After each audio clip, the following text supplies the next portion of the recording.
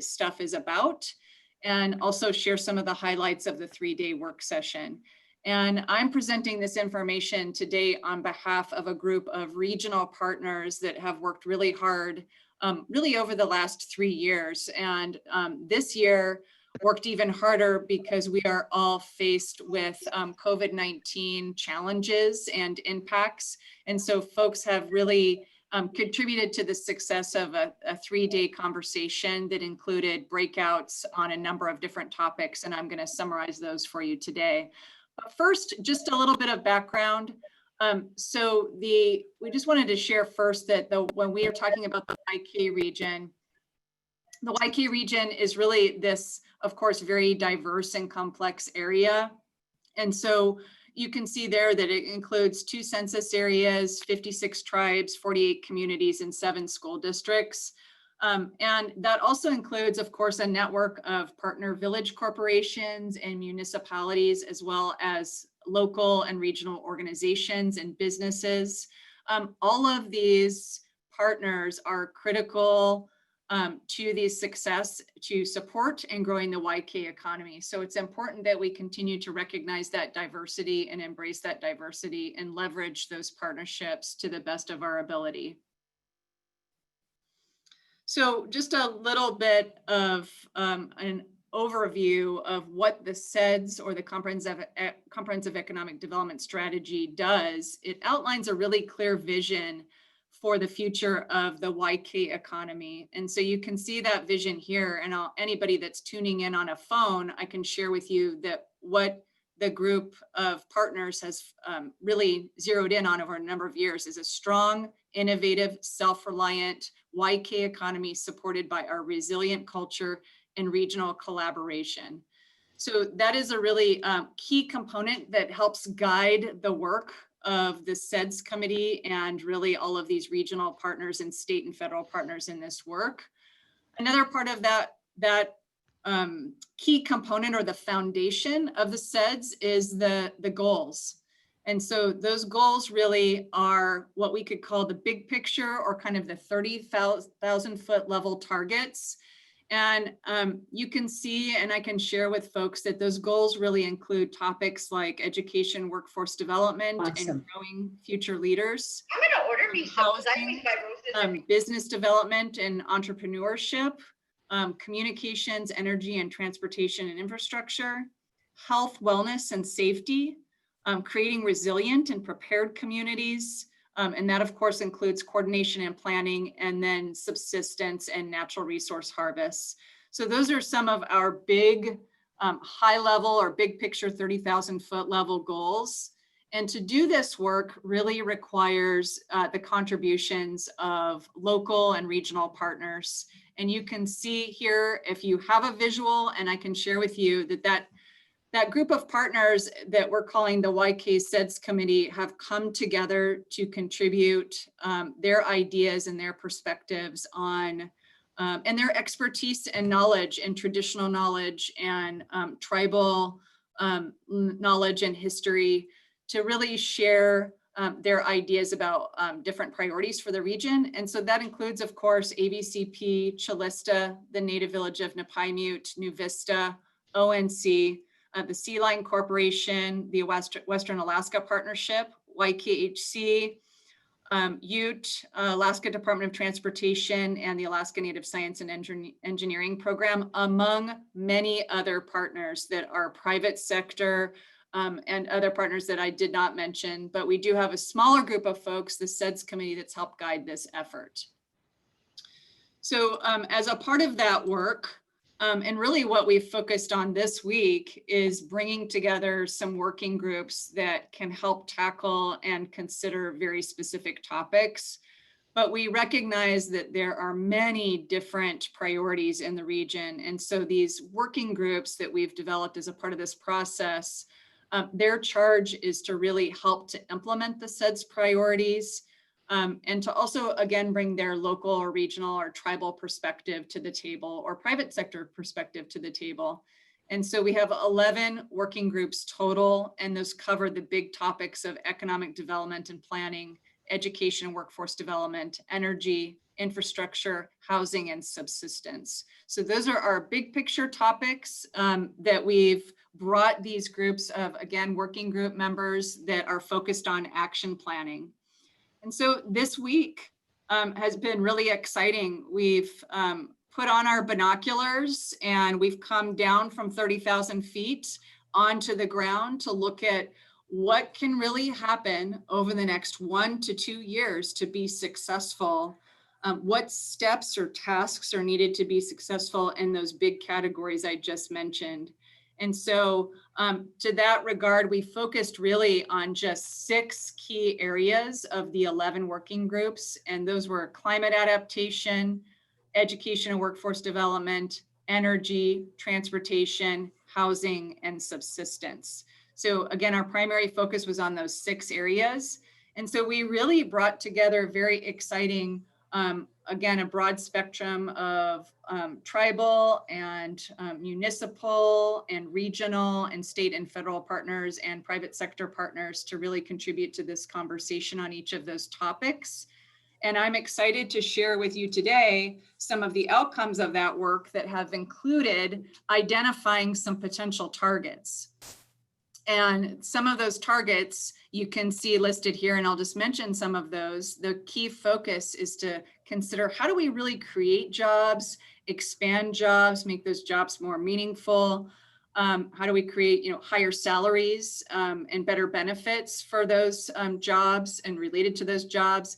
How do you really increase and bring additional revenue and new entrepreneurial or business development opportunities to the region? And then overall, just how do you bring outside money in and bring down the costs of living and bring down the rates of poverty and also bring down the number of folks that have left the region. So that's our primary focus. We have that in our minds as we do this work together, in addition to those goals and the vision that I shared just a little earlier. So how about some of the highlights? So again, just very exciting. We met with 6 breakouts over the last 3 days, and I'm really excited to represent the CEDS committee in presenting those to the region. And I'm going to start with subsistence. And so just a little bit about the work that happened. So each of these groups came together, and sometimes we had 30 people together on Zoom calls and calling in by phone. And sometimes we had 40 some people together. So everybody just really adapted very well to our technological issues and challenges, and also the fact that we could not do as we've done traditionally and gather in person. I'll just mention last year and the year before we had over 120 people at last year's event, and the year prior, close to 100 people that gathered for an in-person work session. So we did all this work this year from our many different homes and locations, and really successfully came together around 6 topics. And I'm going to highlight some of that work. So you can see here the subsistence category I'll start with, or subsistence focus area. And there's a CEDS strategy and a CEDS action related to each of these focus areas. And what I wanted to share with the region today is really the action, which for subsistence was primarily focused on how to mentor younger generations to take on larger roles in stewardship and then resource management jobs. And also jobs and committees and groups and commissions and any groups that really rally around resource management or subsistence related topics.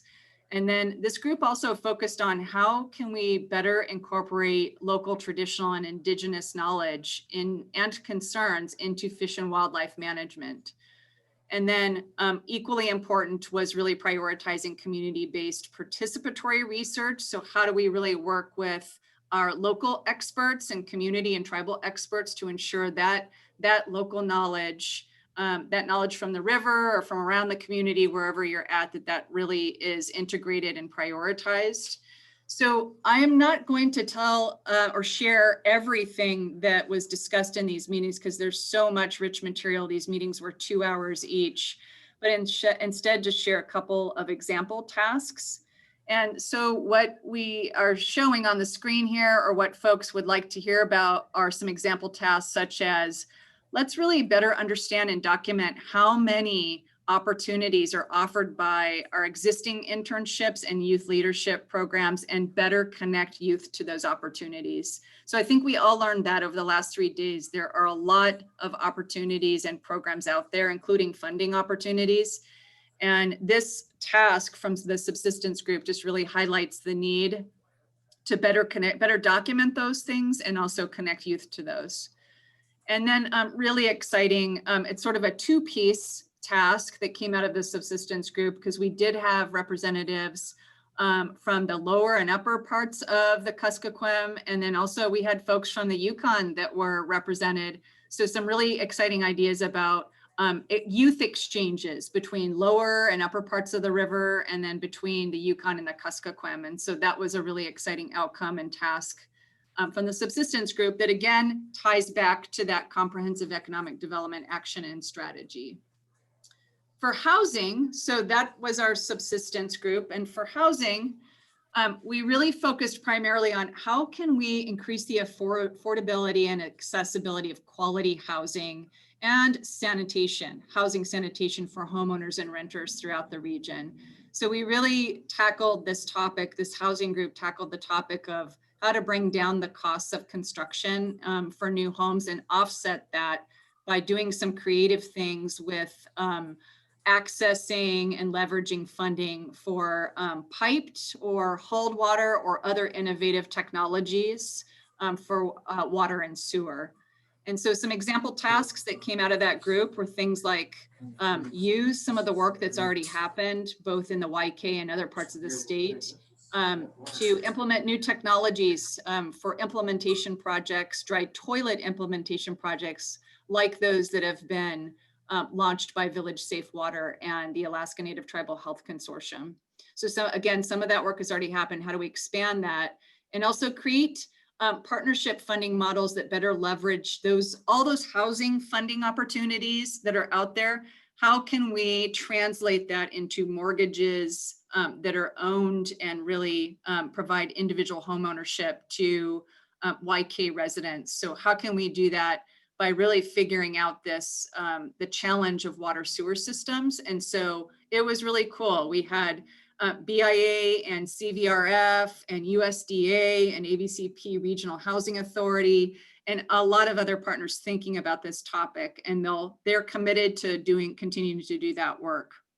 And then last, we know that the need is immediate. And that supporting individuals and communities so that you can do the leveling of homes that's necessary today, that's an entrepreneurial opportunity for someone. That's a business opportunity for someone. So securing an equipment and training to do that is one of those tasks that was identified.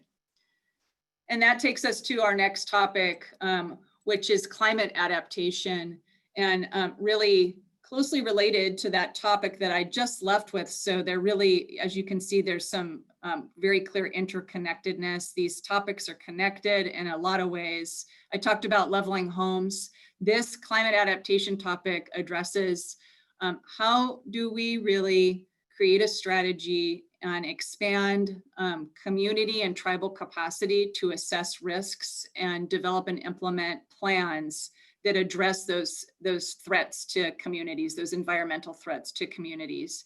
And so this group really focused on the action of developing ultimately hazard mitigation or climate adaptation plans for all of our high risk or at-risk communities. So the tasks that came out of this group were very, very focused. And I should mention each of these groups also started to identify targets. And so for this group, we had the opportunity of some data that was available to us to think about of those communities that have been identified as high risk and really are those most threatened by environmental change and climate change. Let's focus on completing risk assessments for those communities that lack one, and especially those that are in that high risk category. And then related to that, of course, is using traditional knowledge and also providing whatever additional technical assistance can help communities and tribes do this work at the local level. And that's an employment opportunity, of course. So conducting those assessments and managing that communication about climate change, it's a constantly changing thing. And so how can we support tribes and communities in doing that?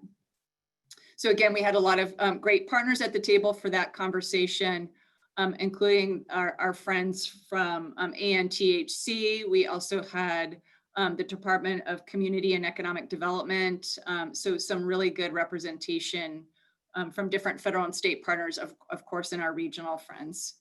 So that takes us to then energy, where again, we just had great representation, and the focus was on the CEDS strategy of expanding energy infrastructure and really increasing the use of renewable energy. And ultimately, we're talking about driving down the costs of energy for YK residents and communities and tribes. And so the action was really focused on that renewable energy piece and addressing any barriers to really building more renewable energy in the YK. So tasks that came out of this group, some examples, were developing a project inventory and really just updating what we know about potential renewable energy projects. And that is just giving us a baseline to work from and thinking about what needs to happen where there might be gaps in addressing and leveraging the potential for renewable energy across the YK. And then working from energy audits that we know have been completed and really collectively looking at that work and saying, okay, what work has not been done to address energy efficiency, and doing that collectively in a collective way so that you're creating some efficiencies there and not just sort of piecemealing each of those tasks and pieces of work. So again, just a lot of opportunity about collaboration and having a collective impact when everybody is playing some role in the success of each of these strategies. I have two more that I would like to share with you, two more breakouts and focus areas. And I'll start with the transportation, which again was just amazing and exciting to have federal highways and BIA transportation, AVCP. Definitely we had Donlin and Chalista and a number of other partners that contributed to a really, in DOT, a really rich conversation about specifically sustaining the maintenance and construction funds for the Kuskokwim River Ice Road.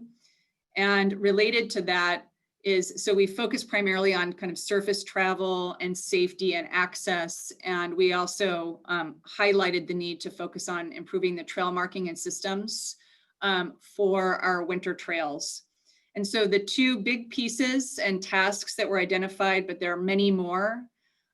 Two that I'll share right now is securing funding for ongoing Kuskokwim Ice Road construction and maintenance. And we heard about some recent successes by the native village of Napaimute. And some of you know Mark Leary, that's really led that process, and in partnership with other regional partners and private sector partners like Chalista to advocate for continued funding or having some kind of regular dedicated funding to the operation of the road.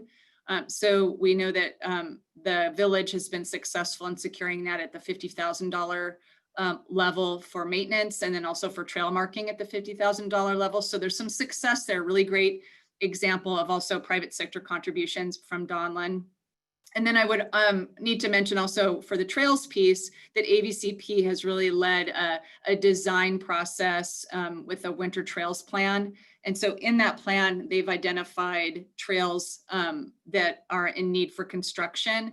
So we talked a lot. We had also Bethel Search and Rescue as a part of this conversation and talked about standards, safety standards, and color coding for different trail conditions and different trail types. And so we had, again, just a really rich conversation about that ice road and the winter trail as key pieces to access and movement of people and goods. And we talked about the fact that, air transportation, there's some question marks about that right now as we all address COVID-19 impacts. And so having another reliable form of transportation throughout and outside the region is really key. So again, that's a great focus on ice roads and winter trails. And then the last group that met, where we had the highest number of participants, we had representatives from school districts across the region, and many of our other workforce development partners, state and federal partners, and then also Chalista and some of our other private sector partners like YKHC and like Donlan that are providing employment opportunities in the region, and many others. And the focus was, and then I should mention that leading this effort was a group of facilitators for each of these. And in this case, Fanny Black from Ute really helped to focus the dialogue on a piece that has risen to the top as a clear priority, and that's the need to provide and really prepare residents for what we understand are emerging economic sectors. And that can include everything from aviation to energy, housing construction and rehabilitation, other types of construction projects, of course, including infrastructure related, transportation, resource development, definitely very specifically heavy equipment operators has been focused on, and we should also mention planning, the types of planning that we mentioned earlier related to climate adaptation as an example. And so after a really rich conversation, hearing from also AVCP's workforce development staff and leadership, and hearing from Ute about what's happening and many others, decided that we really need to focus on a collective development and implementation of a regional vocational training workforce development plan, and something that's focused primarily on adults. And that would have a number of different priorities, including, you know, what do employers need right now? What are the skill sets and the jobs that are available? What training is available both in the region and outside the region? And how can we fill that gap? And how can we really build the great programming that Ute already offers and work with all these other partners to expand upon that and meet the needs of young adults and others that are coming in and need training, and really meet the needs of our employers. So then we talked about bringing that group back together quarterly, whether that's with education or workforce development or HR departments from major employers, to better understand what are the skill sets and certifications that are needed out there. What do we know about what training is already offered, and how can we just build really robust programming for regional residents? And some of the things that we talked about as measures of success would be, of course, you know, more quickly bringing folks that receive training to and connecting them to a job. And so if we could decrease the amount of time between that training opportunity and the job, that would be an ideal indicator for success. So I will come back and just mention that many of, and each of these groups really considered indicators in and close to the topics that I shared earlier, with whether that was jobs or private sector investment or business development opportunities, or if it was decreased energy costs, you really throughout, or employment or training opportunities. Each group really considered, you know, what type of data is most relevant and can help us measure success for each of these focus areas. And so for next steps, the groups will come back together, and also those other groups that I shared earlier that did not have an opportunity to meet, those groups will really come back together and have a chance to think more about how do we really revise or implement these detailed plans that we've initially developed, and how do we better define where we are today and where we want to be. So what are our 2-year targets? And we did the 2-year target on purpose to really, we heard very much so at the last work session that we did a year ago. And again, it was right around this time at the beginning of August in Bethel that folks really wanted to see action. So as a result of this work session and then future work as a part of the CEDS, folks really want to see on the ground change, positive change happening that really impacts the lives of YK residents positively. And so that was our primary focus, and that will be the focus of these working groups as we bring them together over the next several months to continue to do this work and beyond. It's important for us to mention that the working groups are not just a one-time thing. They're an opportunity to come back together consistently. I would say every group that met this week did mention or list the need to come back together, whether that's quarterly or annually, to have this kind of deep conversation about what are we doing and where do we want to go. And so I just wanted to mention again what those working groups are, and then talk a little bit about some upcoming funding opportunities. And so there, we've got them listed for folks that are able to see live or on Zoom. That again, we have a big topic of economic development and planning. And I'd be remiss if I didn't mention that we have all been thinking and will continue to consider COVID-19 related impacts. So that will certainly continue to be a part of our conversation, but we'll also need to come together to think about other topics that we did not this week, like locally grown and harvested products. Are there business opportunities there? Continue to talk about community facilities and communications and other topics. And of course, there's an interrelationship between all of these. When we talk about climate adaptation, we talk about housing and community infrastructure, and of course, subsistence and energy and others. So we're just excited that we have now a really great initial group of partners that have contributed and committed to continuing to meet, to have successful conversations about making tangible, positive change. And on that note, we did want to leave, there were a couple of folks that shared some upcoming funding opportunities with us. And since we had the chance to speak with each of you live, and also all of our working group members and folks that participated in the work session, we did want to share that one that's coming soon and closes soon is the opportunity to expand broadband internet. So that's an opportunity that's provided by the Federal Communications Commission, or FCC. So that's due, or that window closes on September 2nd. And then the Federal Emergency Management Agency. And so we talked this week a lot about climate impacts, or climate change, or climate adaptation impacts. And so you can see FEMA, or the Federal Emergency Management Agency, has an application period that opens on September 30th for those opportunities. And there are many others, the list of funding opportunities. We could spend a whole lot of time sharing those with you. And what we will do is, there's such rich notes and conversations that happened this week. And we asked each of the breakouts to start their conversation by answering the question of, why are we focusing on this topic, and why is this action important? So I think all of you will be excited to see how the groups responded to that question. There was some really excellent, first time folks had communicated with each other, and other folks that have been communicating a long time that were learning from each other. So we've captured their answers to those questions, and also many other tasks that we have not presented today in this short recap.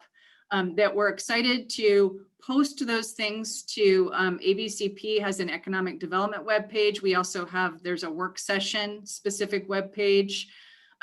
We want to share those with you. And in the short term, we do hope that you can ask us any questions or send us your questions or comments.